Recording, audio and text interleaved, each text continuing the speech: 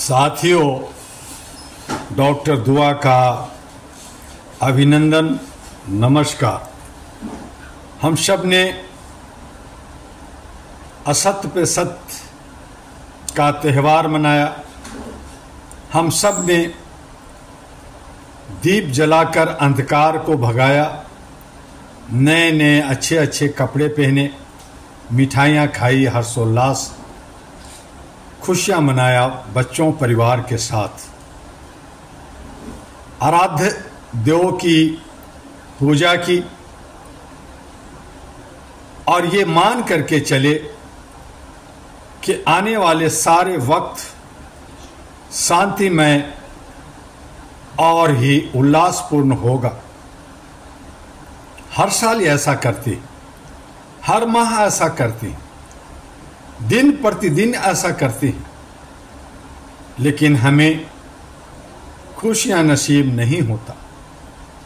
हमारे समाज के अंदर बुराइयां इस कदर कैंसर की तरह फैली है कि वो हमें पीछा ही नहीं छोड़ता।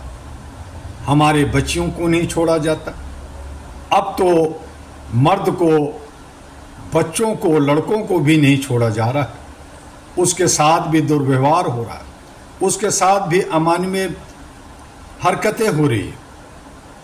और व्यवस्था है कि देखते रहती है, मुस्कुराते रहती है, हंसते रहती है और आसपास के तमाम लोग अटखेलियाँ और न जाने किस तरह का व्यंग लेकर के, और कुछ लोग दर्द महसूस कर करके बस खामोश रह जाते हैं। ऐसी व्यवस्था में कमोबेश हमारे 28 राज्य ऐसे हैं जहां चुनाव होते हैं। चुनाव के माध्यम से हम अपने सेवक, सेवादार, चौकीदार चुनते हैं और जो चुनता है उसे जनता जनार्दन कहा जाता है, यानी भगवान कहा जाता है। भगवान अपने सेवक चुनता है कि व्यवस्था बनाए, देख रेख करे, अपना दायित्वों का निर्वहन करे। और बाकी 8 राज्य और हैं जो राष्ट्रपति के अंदर, यूनियन टेरिटरी के अंदर आते हैं। उन सब में व्यवस्था चाहे राष्ट्रपति के द्वारा हो, चाहे कैबिनेट के द्वारा हो, चाहे राज्य के द्वारा हो, सब सामाजिक सौहार्द के लिए, समता, एकता, भाईचारा के लिए और देश की तरक्की के लिए ये सब व्यवस्था बनाई जाती है। उस व्यवस्था के में जहाँ एक विधायिका होती है, वहाँ कार्यपालिका भी होती है। बच्चे बच्चियाँ IAS, IPS कर करके बहुत सारे अथक प्रयास और दिन रात पढ़ कर करके वो UPSC करते हैं। कुछ विदेशी यानी एम्बेसडर के रूप में, कुछ पुलिस डिपार्टमेंट में, कुछ एडमिनिस्ट्रेटिव में काम करते हैं और उसके बदले उन्हें सैलरी मिलता है, भत्ता, पेंशन मिलता है, उनके लिए रहने की व्यवस्था होती है और भी कई सुख सुविधाएं मिलती है। लेकिन उससे किसी का पेट नहीं भरता। वो कहते हैं ये सैलरी हमें ना मिले कोई हर्ज नहीं। प्रधानमंत्री कई बार कहते हैं मैं सैलरी नहीं लेता। फिर वो खाते क्या है? वो किस पैसे से कपड़ा पहनते हैं, किस पैसे से घूमते हैं, किस पैसे से करोड़ों अरबों रुपया जमा करते हैं? कोई पूछने वाला नहीं।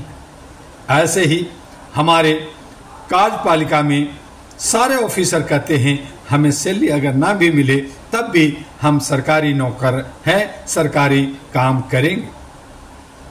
वो इसलिए कि वो इतना करप्शन करते हैं, इतना लूटते हैं, इतना सताते हैं जनता को कि उन्हें सैलरी की क्या जरूरत। कई किसी के घर में 7 करोड़, किसी के घर में 10 करोड़, किसी के घर में 100, 200 और 1000 करोड़ से भी ज़्यादा कैश मिलता है, सोना चांदी मिलता है, दुनिया भर के प्रॉपर्टी देश विदेश में फैला मिलता है। हाल फिलहाल में चंडीगढ़ से हमारे एक आईपीएस ऑफिसर, सीनियर ऑफिसर के घर में 7 करोड़ कैश, 4.5 केजी सोना, 71 प्रॉपर्टी जो दुबई और कनाडा में पाया जाता है। आप सोच सकते हैं कि एक साधारण नौकर जिसकी लाख, 1.5 लाख, 2 लाख सैलरी होता है, वो अरबों करोड़ों का मालिक कैसे बन जाता है? सेवक की यह हालत। और यही कमोबेश न्यायपालिका में जजेज और जस्टिस का है, जो रिटायर करते हैं उनके पास 100-200 करोड़ कहाँ से आता है? फार्म हाउस कहाँ से खरीदते हैं? बड़े बड़े मेडिकल कॉलेज, इंजीनियरिंग कॉलेज और फार्म हाउस और विदेशों में बहुत सारी प्रॉपर्टी, ये सब विधायिका, कार्यपालिका, न्यायपालिका कहाँ से खरीदते? इन सब को जब देखा कि ये लूटते हैं, ये सब भ्रष्टाचार करते हैं, ये सब घोटालेबाजी करते हैं, ये झूठ बोलते हैं और सत्य का चादर ओढ़ करके झूठ बोलते हैं, और ये सब जब पत्रकारिता यानी मीडिया, चाहे वो इलेक्ट्रॉनिक मीडिया हो या प्रिंट मीडिया ने देखा, समझा, उनके पास गया, तो वो भी उनके रंगों में रंग गए, जिसे हम गोदी मीडिया, पेड मीडिया कहते हैं। आज इलेक्ट्रॉनिक मीडिया हो या प्रिंट मीडिया हो, वो भी करोड़पति बन गए हैं, बड़े बड़े हाउस बना लिए हैं, देश विदेश घूमते हैं और जनता जाए भाड़ में। छोटे लोग तड़पते हैं, छोटे लोग भी अमीर बनना चाहते हैं, वो भी सदाचार खो दिया है, क्योंकि वो भी उसी भ्रष्टाचार का हिस्सा बनना चाहते हैं। वो एक अलग ही रिंग है, एक अलग ही हाउस है। इन सब को आप अच्छी तरह से जानते हैं, समझते हैं, उस पर बहुत सारी बातें हो सकती हैं, लेकिन अभी चलते हैं बिहार का विधानसभा की समीक्षा कुछ करते हैं।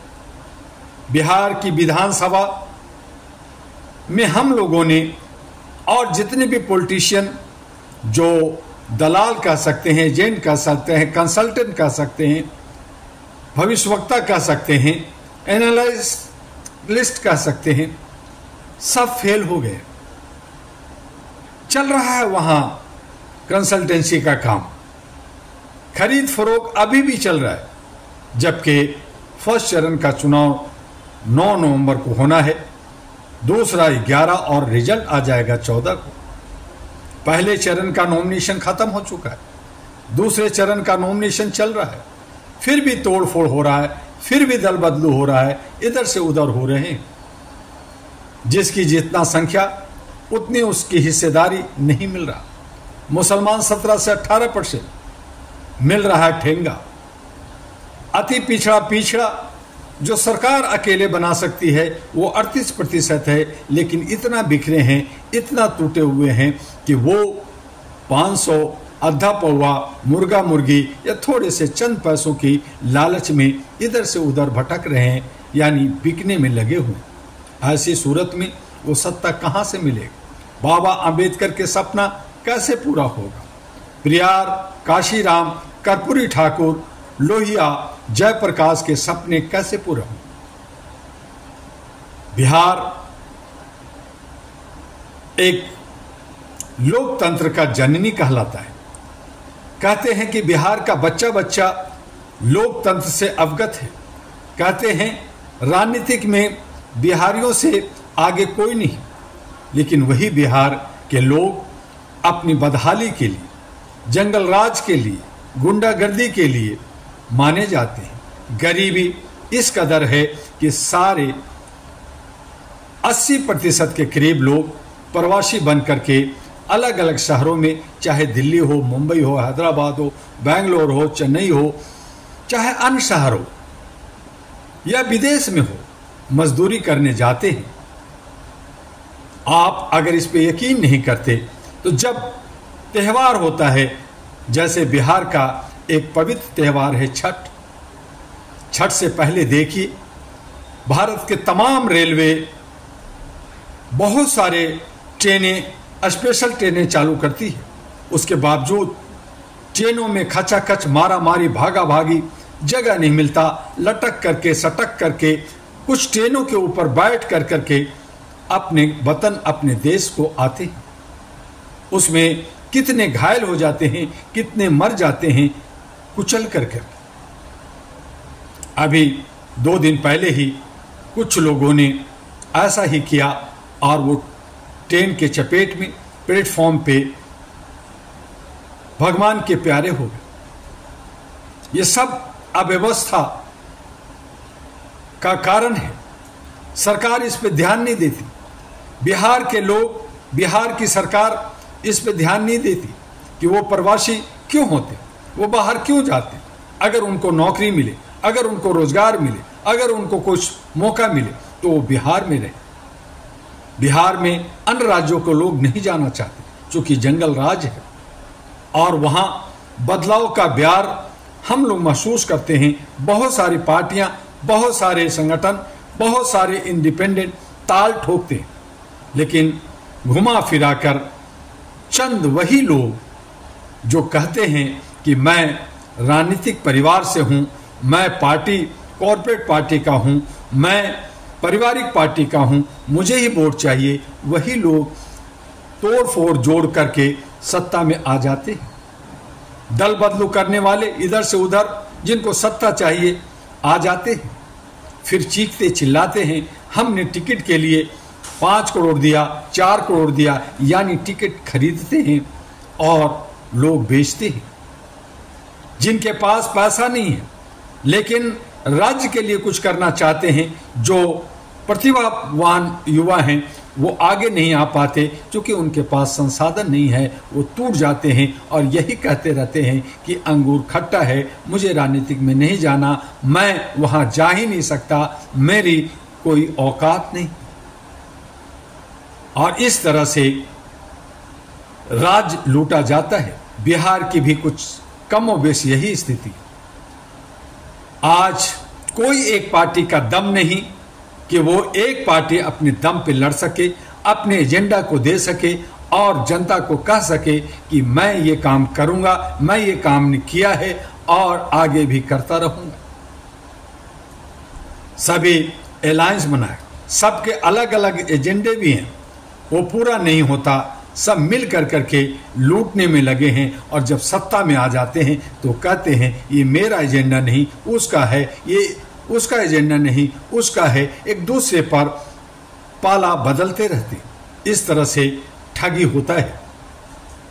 आज एनडीए वहां गठबंधन है, लेकिन बीजेपी कहती है मेरी सरकार बनेगी। बीजेपी एनडीए का बोस है, यानी मोदी जी बोस है। वहां नीतीश कुमार के बिना एनडीए अपना अस्तित्व खो देता है। चिराग पासवान आंखें दिखाता है। रामविलास पासवान का बेटा चिराग पासवान और उधर जीतनराम मांझी, ये अति पिछड़ा शेड्यूल कास्ट से आते हैं, लेकिन ये सामंतवादियों के गोद में खेलते हैं सिर्फ सत्ता के लिए। ये बिहार में हो रहा है। सब एक दूसरे को लुभा रहे हैं, सब एक दूसरे को खरीद रहे हैं, सब एक दूसरे को बेवकूफ बना रहे हैं। इंडिया गठबंधन में जहां कांग्रेस ने पिछले कई सरकार में बिहार के लिए कुछ नहीं किया, दलितों के लिए, मुसलमानों के लिए और तमाम लोगों के लिए उसने सिर्फ काटा बोया। आज वो कहती है मैं कुछ करूंगा, मेरी ये एजेंडा है। वहां चारा घोटाला का बेटा तेजस्वी कहता है जो 12वीं पास हो या वो नौकरी पाने के भी उससे बड़े बड़े लोग पढ़े लिख करके बैठे हैं, जो पकोड़ा बेच रहे हैं, सड़कों पे घूम रहे हैं, उनकी कोई औकात नहीं है, लेकिन ये कहता है कि मैं बिहार का मुख्यमंत्री बनूं। कोई पूछने वाला नहीं है कि इसके पास या उसके पास ये करोड़ों अरबों रुपया पैसा आया कहाँ से, जो ये सारे रैलियों में, सारे प्रचार प्रसार में, सारे कोठियों में, सारे देख रेख में, सारे रहन सहन खान पीन में ये खर्च करते हैं। उधर ओवैसी हैदराबाद का दादा, वक्फ बोर्ड की जमीन से कमाया हुआ सारा पैसा, यतीमों का, गरीबों का, बेवाओं का पैसा, और उसको बचाने में जयचंद और बी टीम का काम करते हुए मुसलमानों को गलत राह पे ले जा करके भटकाते हैं और सियासत कर रहे हैं। वो भी कहते हैं कि अगर कोई किसी मुसलमान को नहीं पूछा तो मैं पूछ रहा हूं। हकीकत यह है कि मुसलमानों के लिए उन्होंने क्या किया। तो इस तरह से वहां एक नई पार्टी आई है, जन स्वराज, वो है प्रशांत किशोर पांडे, वो भी समांतियों का, वो भी कहीं ना कहीं किसी पार्टी से चंदा, चूंकि उसका नेचर ही है पैसा इकट्ठा कर करके खाना।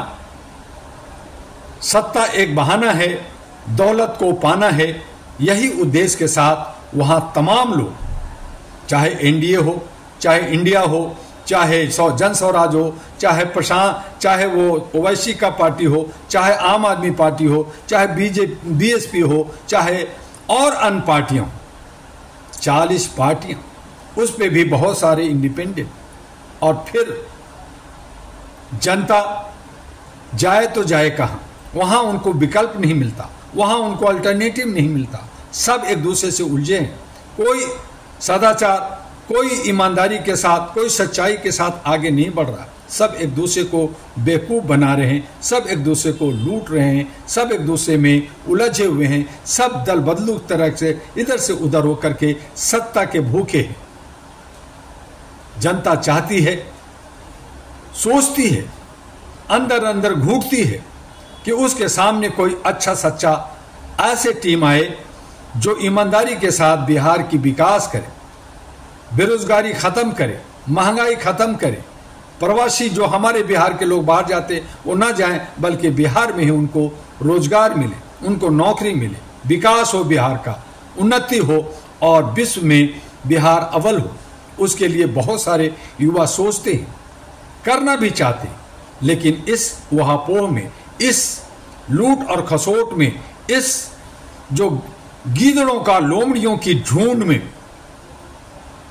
एक हिरन, एक खरगोश का बच्चा क्या कर पाएगा? वो मारा जाएगा। इसलिए वो किनारा ले लेता है। डॉक्टर दुआ जैसा बहुत कुछ सोचने वाले, बहुत सारे दुआ और बहुत सारे अच्छे लोग बिहार के अंदर हैं, लेकिन वो किनारा में देखते हैं कि अभी ये सारे लुटेरे लोग मैदान में लड़ रहे हैं, सभी एक दूसरे को बेवकूफ बना रहे हैं, जनता बेवकूफ बन रही है, जनता उनके पीछे रोटी बोटी सोटी के लिए भाग रही है। ऐसी सूरत में अपनी इज्जत बचा करके बैठे रहो, देखते रहो। आंदोलन या जन क्रांति कब आता है, कब बदलाव की ब्यार आती है, कब इनको होश आता है, कब अपने पैरों पे खड़ा होने के लिए ये एक सही राह को पकड़ते हैं। यही सोच के साथ अच्छे लोग दरकिनार हैं, किनारे बैठे सिर्फ तमाशा देख रहे हैं। बिहार के अंदर जो विधानसभा का चुनाव होने जा रहा है, उसमें कमोबेश यही होने जा रहा है कि वही पुराने, वही चट्टे बट्टे, एक थाली के चट्टे बट्टे आपस में टकरा करके, आपस में लड़ भिड़ करके जो चंद वोट लाएंगे, जो 20-21% वोट लाएंगे, वो सत्ता पाएंगे और 80% ठगे जाएंगे। वो 20% खरीदे हो सकते हैं, वो 20% ठगे हो ठगाई किए हुए हो सकते हैं, वो 20% उनके ही चमचे और अनभक्त और गोद में बैठने वाले और भेड़ की तरह भागने वाले हो सकते हैं। ऐसे लोगों की सरकार बिहार में बनने जा रही। बिहार में जो बदलाव की जो ब्यार थी, बिहार में जो बदलाव की बात थी, वो सब कुछ नहीं होने जा रहा है। सब वहाँ वैसे ही पुराने ढर्रे पे होने जा रहा है। पुराने स्टाइल में बिहार फिर से बनने जा रहा है और फिर वो कराएगी, फिर वो तड़पेगी, फिर वो जंगल राज होगी, फिर वही गुंडागर्दी होगा और फिर लोग कहेंगे, पछताएंगे, हाय मैंने ये क्या कर दिया, मैंने इनको क्यों दिया वोट, मैंने उसको क्यों दिया वोट। चूंकि व्यवस्था ऐसी है कि आप दें या ना दें, जो बनना है वही बनेंगे। बदलाव कब होगा कैसे होगा, जन क्रांति कैसे होगा, भारत कैसे बदलेगा, भारत के लोग कैसे बदलेंगे, भारत कैसे समृद्ध होगा, भारत कैसे खुशहाल होगा, भारत कैसे सोने की चिड़िया होगा, भारत कैसे अखंड भारत होगा, ये सब सिर्फ सोच का, विचार का, धरना का, प्रदर्शन का और बुद्धिजीवियों का एसी रूम में बैठकर सिर्फ बात करने का एक विषय रह गया है और कुछ नहीं। जो लूट सको जो लूट। तो ये बिहार का स्थिति है। बिहार में कमोबेश सब ताल ठोक रहे हैं, लेकिन सब बिहार को पीछे ढकेलने वाले लोग हैं और बिहार को सही राह देने वाले कोई भी नहीं है। कमोबेश जिस तरह से लड़ रहे हैं, मेरा मानना है, डॉक्टर दुआ का मानना है कि जिन्हें आप हराना चाहते हैं, जिन्हें आप सत्ता से विमुख करना चाहते हैं, वो पुनः सत्ता में आने जा रहे हैं और फिर वही सब कुछ होगा, वही दोहराया जाएगा जिसकी आप परिकल्पना नहीं किया। तो देखते रहिए, जो लोग बदलाव चाहते हैं उनके हाथ में कुछ नहीं आना, और जो लोग लूट रहे हैं, जिन लोगों ने खरीदा है, जिन लोगों के हाथों में जनता बिक रही है, वही राज करने जा रहे हैं। इस तरह से बिहार में कुछ ना बा, कोई बदलाव ना हुई, यही सोच और विचार है, यही कहना है। फिर इस पे और भी बहुत सारी समीक्षा, बहुत सारी रिपोर्ट आपको वक्त दर वक्त देते रहेंगे, क्योंकि रोज वहाँ कुछ न कुछ बदलाव हो रहा है। वहाँ पे दंगल चल रहा है, वहाँ पे पैसा चल रहा है, वहाँ पे खरीद फरोख्त चल रहा है, वहाँ पे दल बदलू चल रहा है, वहाँ पे बिक रहे हैं, वहाँ पे बेचा जा रहा है, खरीदा जा रहा है, और सब तमाशा देखने वाले तमाशा देख रहे हैं। बस इतना ही, फिर मिलेंगे। तब तक के लिए HRTV अहरा को लाइक, सब्सक्राइब, फॉरवर्ड करते रहिए, विचार देते रहिए, ताकि आप तक सही और सटीक बातें कही जा सके, बड़ी सच्चाई, बड़ी ईमानदारी के साथ। जय हिंद, जय भारत, नमस्कार। आपका डॉक्टर दुआ।